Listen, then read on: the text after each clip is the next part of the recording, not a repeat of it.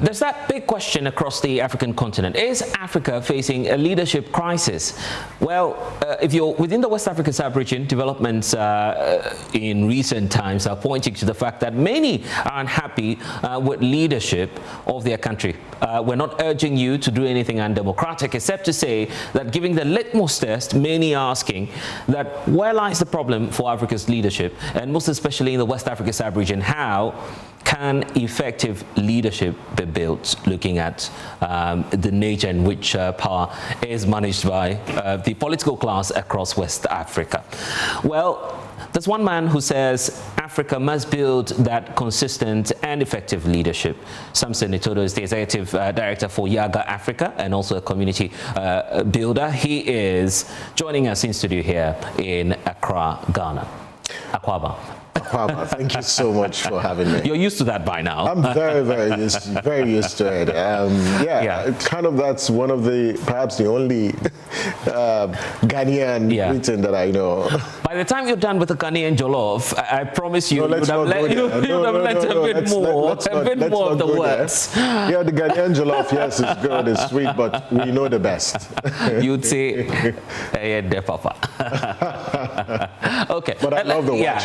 The wache is, you would opt for wache, yeah. That's safer for any Nigerian. But anyway, brotherly love here.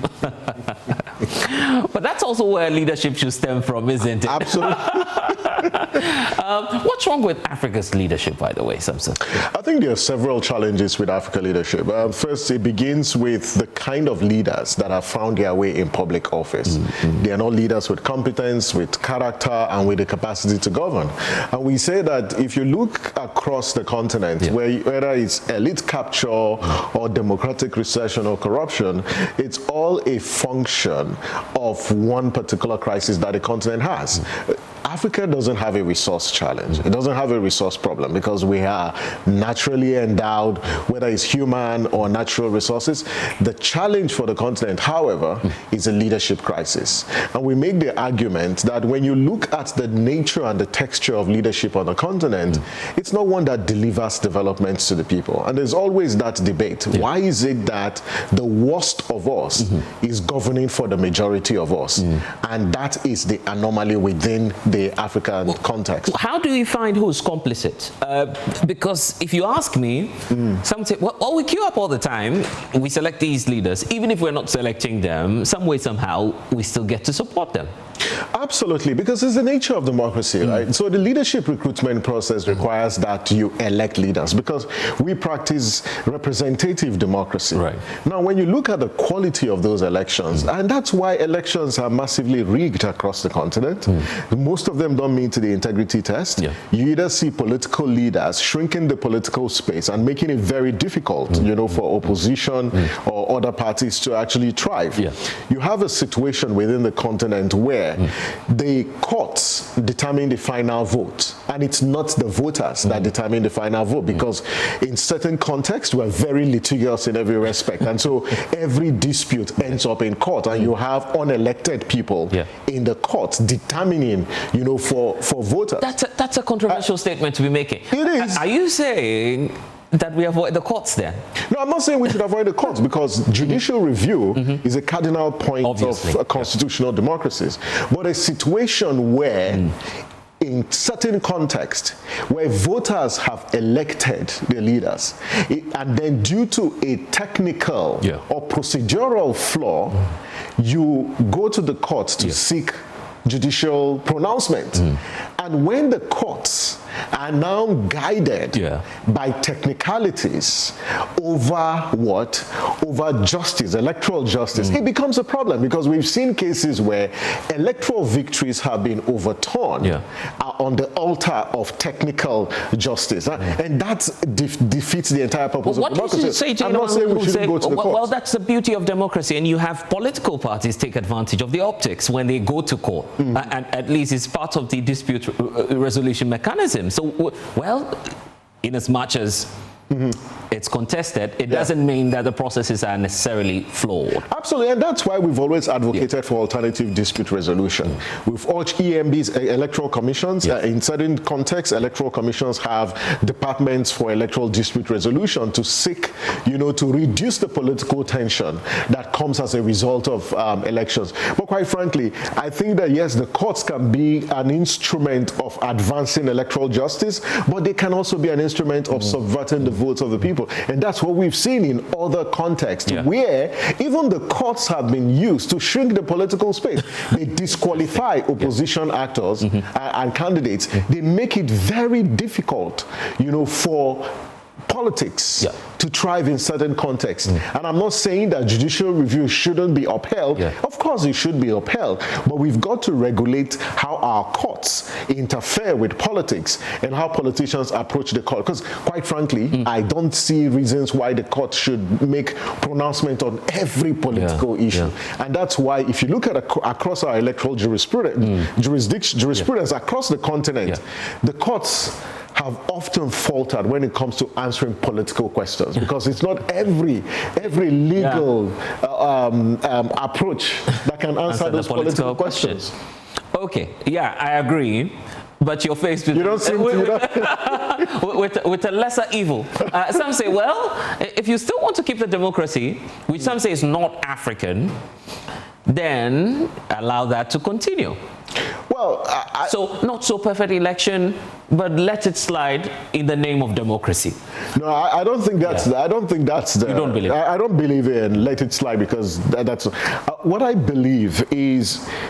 I don't see democracy just as a system. I see democracy as a set of principles, and I see democracy, as an opportunity to create, a balance between political power and then state's capacity for violence.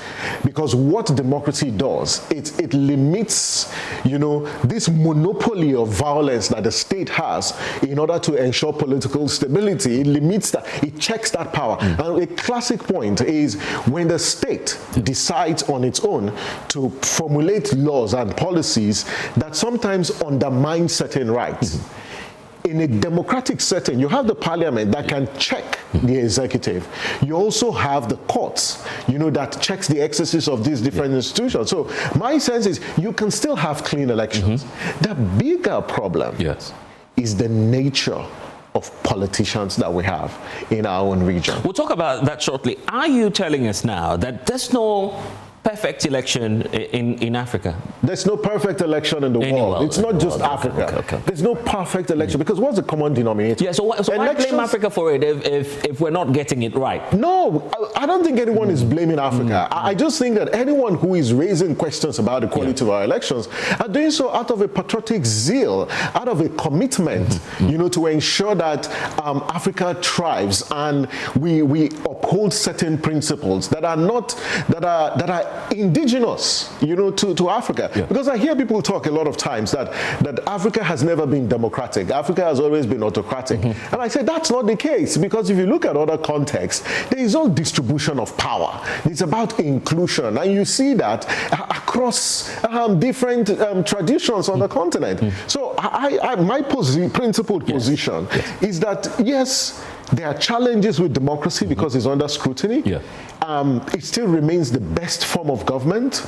And I think the bigger question for us as a continent is how do we, reclaim our democracy in a way that is consistent with traditional African values and philosophies. And one of the work that we have been invested in Yaga Africa and our partner center, LSD, over the last couple of months is reclaiming traditional African values and integrating them into public leadership or even leadership in the private spaces as a way of fixing the crisis that the continent grapples with. So it's not just a democracy crisis, because across the world there is that scrutiny, and it's just because democracy isn't really delivered. I hear today, some Africans, particularly young Africans, clamor for a strong or a benevolent dictator as opposed to a democratic system that delivers slow progress. And I think if we're concerned about longevity and we want sustainability, accountability. I would every day sign up for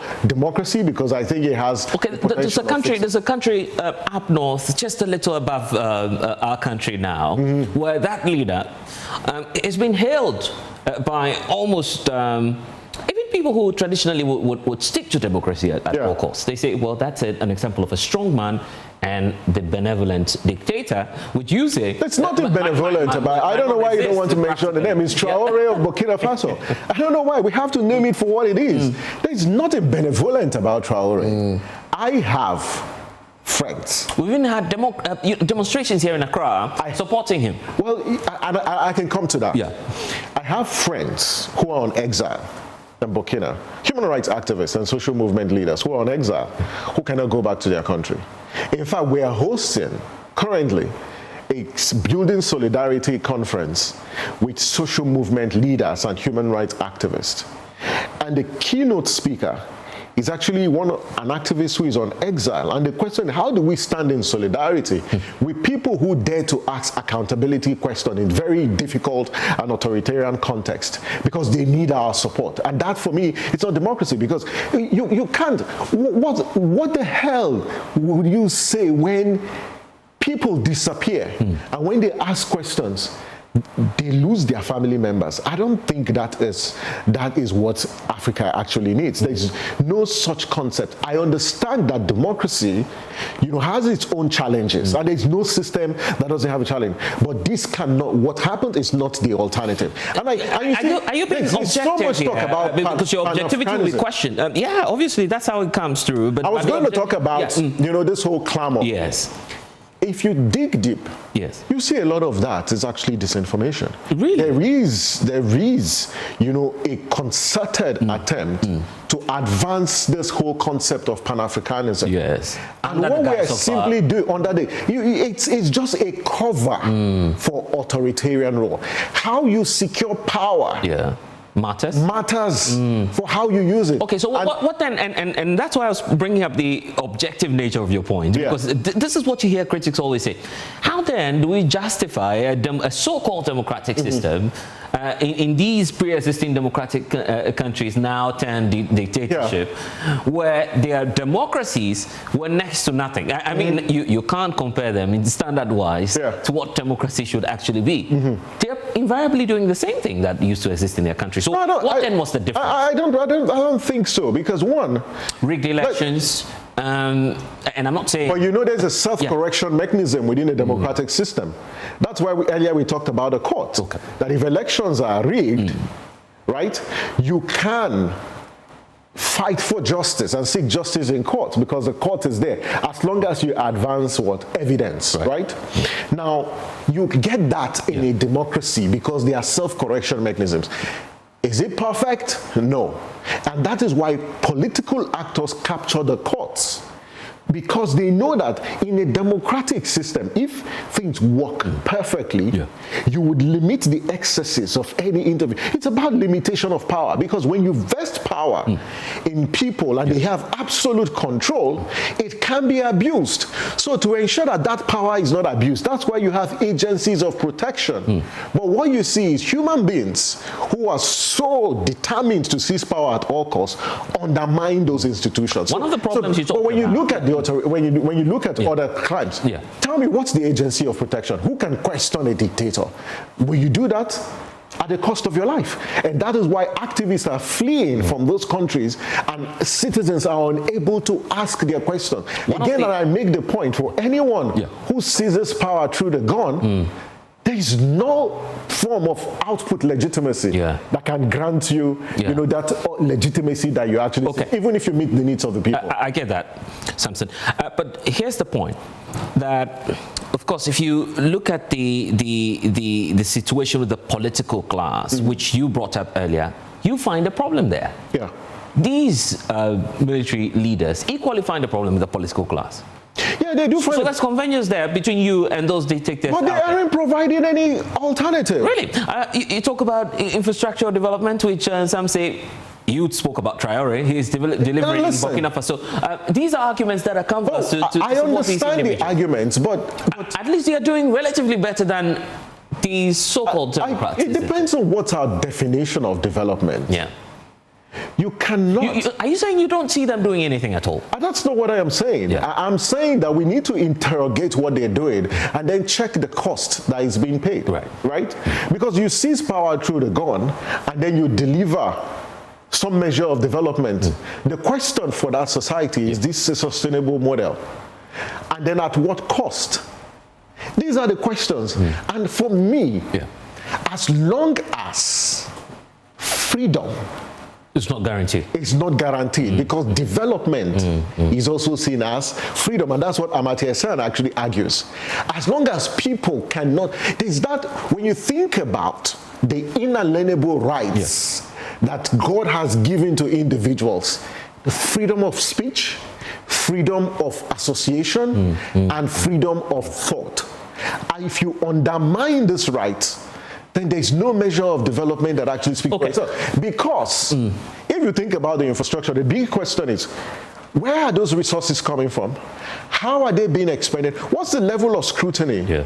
And so, because, listen, the public space is not your bedroom. It's not your private property that you govern at will. No.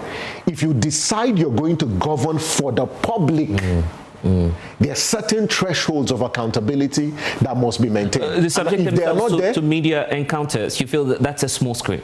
No, of course, absolutely. You need to look at the playbook of authoritarians and dictators. I think what they do, they just play on the intelligence of people, and because they think that, because people are clamoring for the basic needs of life, and you cannot blame people. This is why, for those of us who advance democracy, we look at leaders who are beneficiaries of a democratic process. Okay, let's do and say they've got to change their ways. You are now advocating for an African philosophy in terms of the solution. I bring you one common one: no smoke without fire. You don't leave out the political class, do you? No, if they had performed creditably, all of these will not have been happening. Absolutely, you can't leave the political class. And the bigger question, and I'll say three things. The first thing, how do you get to be a member of that political class? For a lot of people get into politics from different angles. And my point is, if you don't have good people who have conscience, who have compassion, who have character, who have capacity, and who have competence get into politics, you're going to get this kind of leadership. I often hear people say, oh, politics is too dirty, you know, for them to get and play. And I say, the more you stay out of politics, the more you're going to be governed by the worst of us. And so we need an exodus of people with capacity and competence and character to get into the political space. Secondly, we've got to get our institutions functioning. Our institutions need to function to hold people who currently have power, you know, to account. And lastly, it's about active citizenship. Democracy isn't just about elections. And until citizens punish politicians who take them for granted, you're going to have this bad behavior institutionalized. And what you currently see is this institutionalized impunity, where there are no longer red lines in politics, where everyone does anything they want and they get away with it. And I hope that citizens, you know, can be making informed choices during elections, but after elections, put the fire under the feet of our political leaders, because in actual fact, we often say that they are employees, you know, of the people, and the kingmakers actually are the citizens. So they shouldn't go to sleep after elections. They should hold their leaders to account. You're speaking about elections, and back home, you have elections on the horizon. All is well? All is not well. All is not well, because first you see a country that is gravitating to a one-party dominated state. We've just concluded the party primaries, and most of them were a travesty. You see imposition of candidates. And I say that, you see, I love Ghana so much, and there's so much that Nigeria can learn from Ghana, especially the strength and the character of your political parties. I've been following Ghanaian elections and worked on Ghanaian elections, and sometimes when I hear Ghanaians complain about their parties, I just laugh. I say, well, you need to come to Nigeria. At least in the recent primaries that were conducted, there was nothing but just imposition of candidates. There were figures that were padded left, right, and center. A party claims it has certain number of members in its voters roll, and then you see what we call geometric counting, what they call option A4, where you count 1, 2, 3, 4, and then you skip to 50, from 50 to 1,000. It was just embarrassing, and so you cannot have credible election when the primaries are already flawed. So it's not well. We're looking, in fact, you have a situation where one man or a set of individuals, even after the primaries, the parties have not been able to release the results because they are still mutilating, and altering the names. That cannot be, Each time the Nigerian conversation comes up, I ask my Nigerian brothers, have you seen our numbers? Because that's nowhere close to a Nigerian contest. You're dealing with a significant number of people. By far, the largest democracy on the continent. I'm just talking about primaries. I've not gone into the main elections. Yeah, because whatever the case, you have significantly huge figures. I understand the numbers argument. You can bring that when you're looking at you can't discount the number. When you're looking at the scale, when you're looking at logistics. Yes. But let's talk about culture. And that's where I began. It's not a question about quantity. It's about what's the ethos that regulates and shapes political competition. Right. And for me, that's the biggest issue. It's how do politicians approach politics with a do or die, mentality. You see politicians not playing by the rules. You look at how are candidates nominated within political parties. Right. And I say that I have been I've followed the Ghanaian elections very closely. And you see contestation going on within the parties. You see disagreement within the parties. You see dissent, and nobody is punished. But where I'm coming from, my own country, you see a situation where internal party democracy is undermined. And when members of parties express dissent in opinion, they are intimidated, they are threatened, and that's the point I am making. A situation where, when you think about the culture of politics, look at some of your candidates. Some of them are probably the best. You see, parties, there's that competition when you remove competition. So it's not necessarily about whether we are a very populous country. You can say that in the management of logistics. I can agree. But that's not what I'm talking about. I'm talking about the culture. Culture is not necessarily about numbers. It's about the principles, about the ethos, and the fidelity to those. It doesn't mean Ghanaian politicians are perfect. No, that's not what it means. Because when you think about vote buying or voter enticement, you still see that happen in Ghana. It happens in Nigeria. And you think all the politicians say, but I'm really focused on the parties. You look at NDC and NPP, strong political formations. I wish that we have that in Nigeria, because I know that the officials of some of the parties here who have come to Nigeria to help the parties develop. But our parties are very weak, very, very weak compared to the parties in Ghana. And that's something that you guys should take pride in, despite the challenges with some of the parties. Is that redeemable, the problematic nature of the electoral political class across the continent? Absolutely. I think it's redeemable. It's redeemable because citizens are asking questions. You have young Gen Zs who are challenging traditional political structures, and they are saying, no, enough is enough. We don't want this kind of politics. This is not the kind of politics that our forefathers fought for. Therefore, things need to change. I think that certain realities are dawning on us, that in actual fact, we are on our own. The earlier we develop, the earlier we solve some of our problems, the better it is for us, because we're not going to get to a point, where those who think they are rich and wealthy and they are well secured, we're getting to a point where their security is no longer guaranteed, despite all the might and the war chest that they have. Because the youth will challenge them. Exactly. You're sharing the sentiments of the likes of Duma Boko, president for Botswana, who says, well, the place for the African youth is not in the future, it's now. It is. It's been questioned to say, well, if you're telling the youth their place is now, they may become overly ambitious.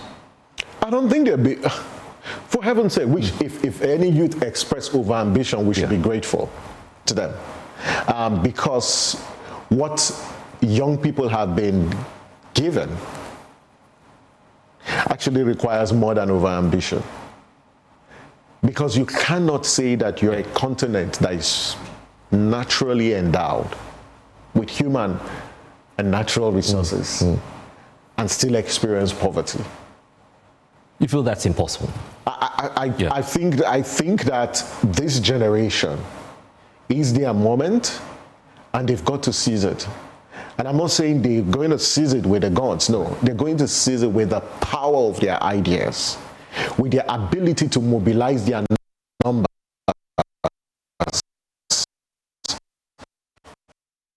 to the polling stations to vote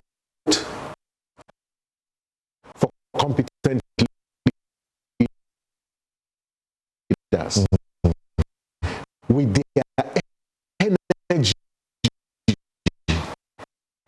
and courage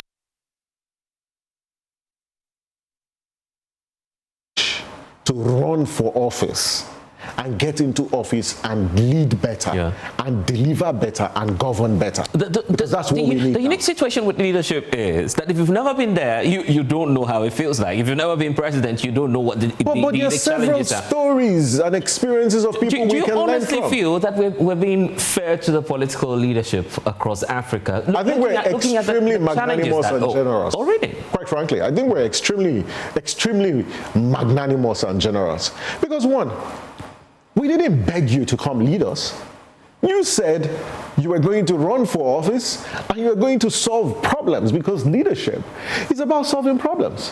And then you get into power, people put their trust in you, and then you misgovern. Regardless of the enormity. And you want us to clap for you? Regardless of the enormity of the challenge. No, wait. That the leader might face. But then don't seek for public office. Then just sit in your home. The challenge Africa is facing now. No, listen.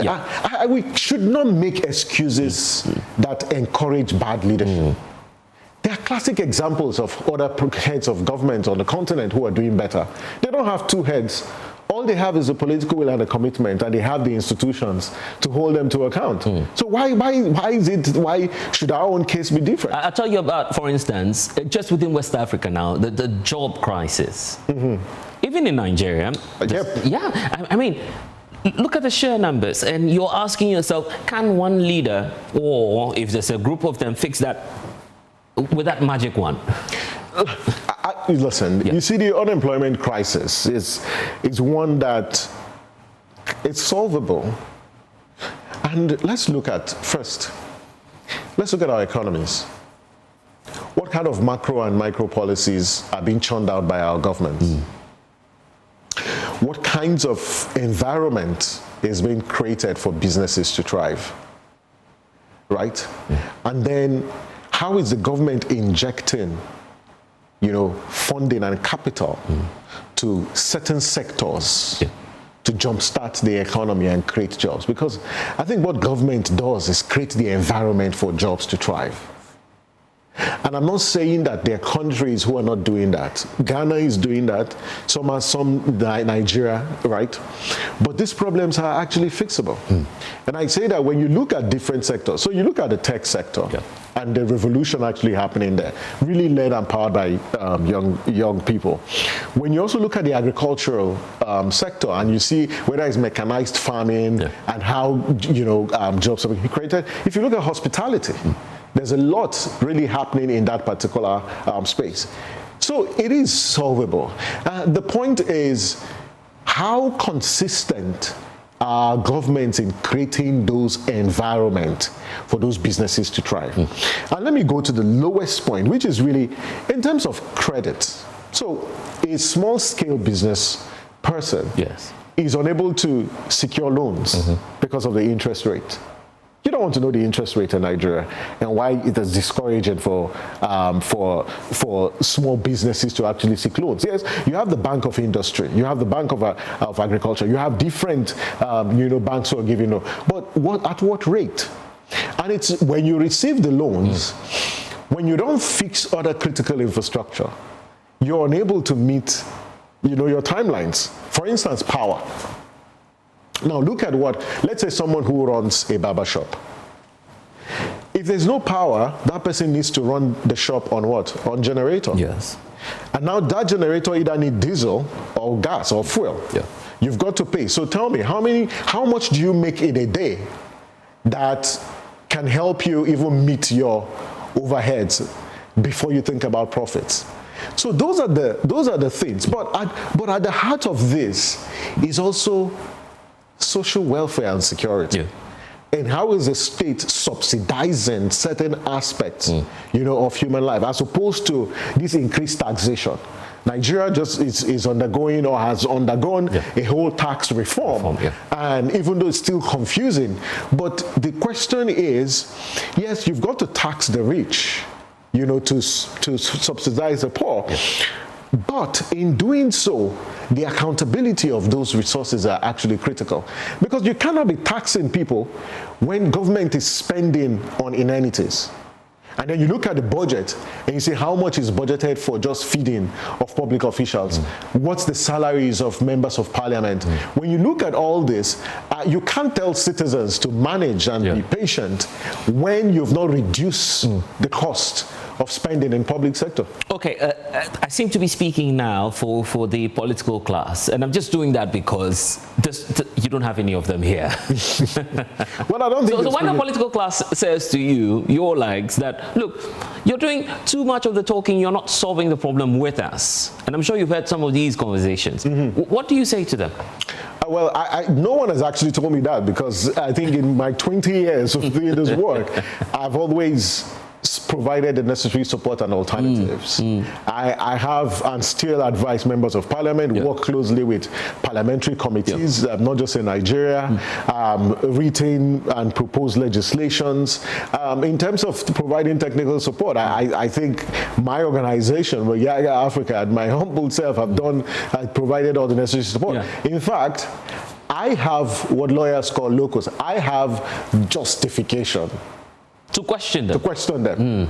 Because of the sheer amount of support that I actually put in place. I've headed lots of public committees. Listening? I think some are listening.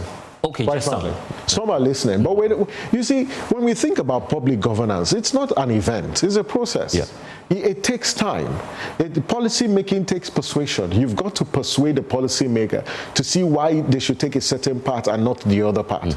You also have got to make them understand why the decision they've taken is actually wrong, and you provide reasons why they must take a different course. You also have to question, and challenge some of the assumptions that they have. Excuse me. You also need to provide data, and part of what we do after this, really aggregating this data and providing this data. So I have seen in my 2 decades of work in this space, political leaders shift grounds just to advance your people. I've seen political leaders deliver for their people on the basis of our shared interaction and engagement. So I think we're getting there. I'm not saying that the entire political class is bad. It's just that those who are good and compassionate, who have capacity, they're actually in short numbers, and they get overwhelmed by this system that is built on patronage, that is built on prebendal politics, and really it's not accountable to the people. Here's the thing, and a good thing about you is that you have that expertise, except to say that it's been at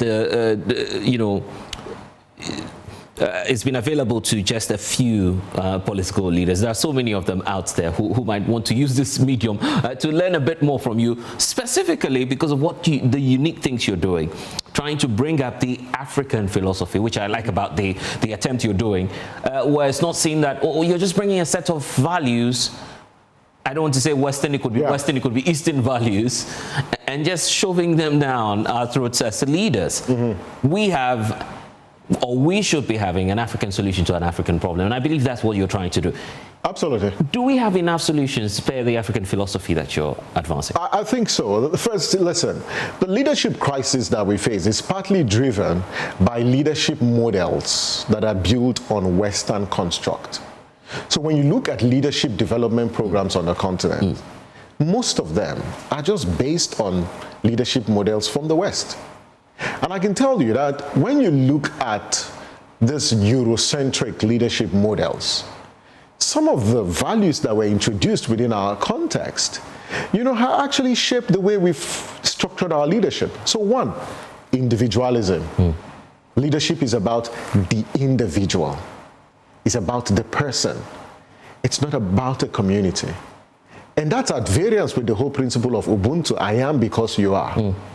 So individualism, it has been one of the philosophies that have shaped our leadership, that when you are a leader, you are the sole authority, and everything you say cannot be challenged. The second one was about materialism, and that you're as a leader, the material benefits matter a lot. And so you have to drive the best of cars. You have to live in the best of houses. And I listened to one of your interviews where, your guest was expressing, shock about political leaders, the kind of cars that they drive, and they drive at opposite. And you can't try that, in other contexts. So what we actually seek to do is let's go back to our traditional African values and see that whatever leadership development program on the continent should be based on those principles. Ubuntu, Sankofa, Omoalabi, think about Ujamaa, all of these principles, we've got to socialize them and integrate them into our leadership.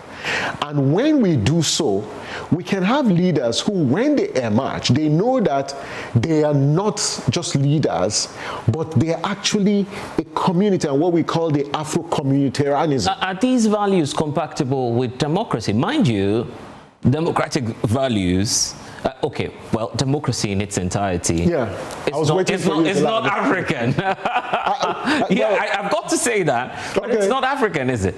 Don't tell me it depends on where I stand on this. No, it's not necessarily. Yes, if you trace democracy's history, the whole frame of democracy was traced to the ancient Greece in Athens, where it evolved. So it's not African? No, I think that was what they called it.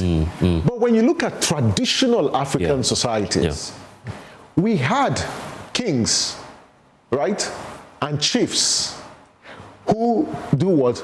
Take decisions, collective decision making. Now the whole, you see, in fact, if you go to certain communities and look at certain traditions where you have the age grade system, you have all these systems in place, sometimes decisions are not taken without what? Without consensus. In fact, in some cases, leadership positions are not hereditary, that the community decides. Who becomes the leader? Who becomes the leader. So the West called it democracy. We didn't name ours, and that's a challenge for the continent because we're not documenting enough and we're not naming these things the way they are. The reason why Ubuntu is very popular is because it's up till date is the most researched and the most socialized African philosophy. But it took a concerted effort of different communities, academics, traditional, religious, to propagate that particular value and that principle. And so if we had done that, maybe we could have come up with our own construct, right? And if you go to Rwanda today, they have succeeded in giving names and titles to certain systems of governance. And that's what we need to encourage our people to do. So you can say, yes, democracy is from the West, but the principles of democracy, inclusion, accountability, transparency, they were long in Africa. It doesn't mean that there were some traditional African societies that were oligarchic and hegemonic. Right. There were some practices that were also, antithetical to human rights. Things like this gendered approach towards leadership, where it was pretty much women didn't have a place in governance. All of those traditions. And I'm not saying that we should take on those because we are in a new world, right? And women have a place at the table. So I think that our liberation really comes from how we're able to socialize and hold our leaders to account on these particular principles and values, and they must be espoused and expressed in the kind of leadership that we see. You agree that the African values are not homogeneous? How are we going to be embracing each other's values when they are different, when these values are different? First, when you think about it, when you look at Ghana, Ghana has got, and I've forgotten this particular African value. In Ghana, in Nigeria, in South Africa, there's that whole concept of community. It is called different things, right? Now, what we seek to do, it's really a harmonization and a de-ethnicization of those values and principles, because there's something common that connects us. Forget the artificial boundaries that the West actually built and established and tried to divide us.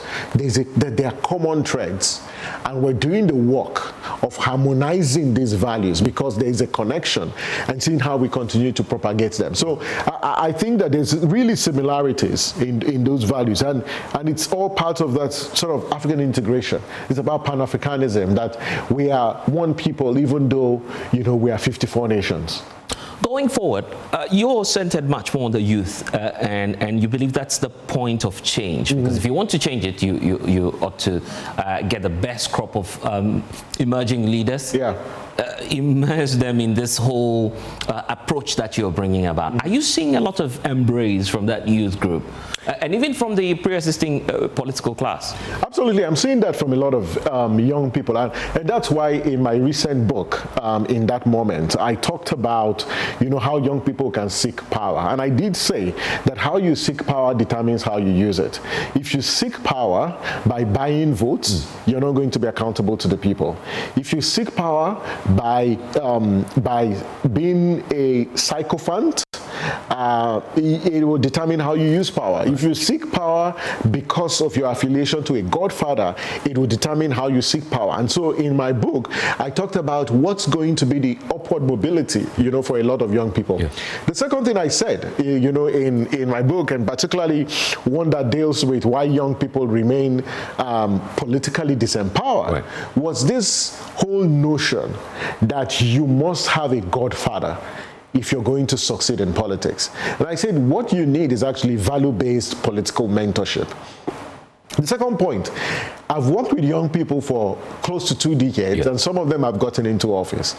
And one of the things that I find really fascinating is that a young person wins election this season, stays in parliament for 4 years, and after 4 years want to leave and go for a higher office.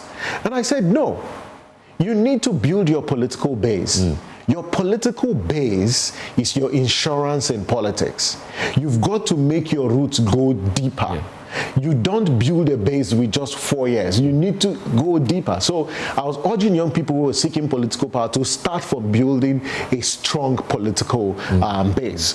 The other point I was making was that, one, when you see young people actually in office, they think leadership is accidental. And I said, no. If you look at the evolution of leadership theory, it's actually transitioned beyond that. You must be deep-rooted. You need to be prepared for leadership. And it takes, you know, ensuring self-awareness.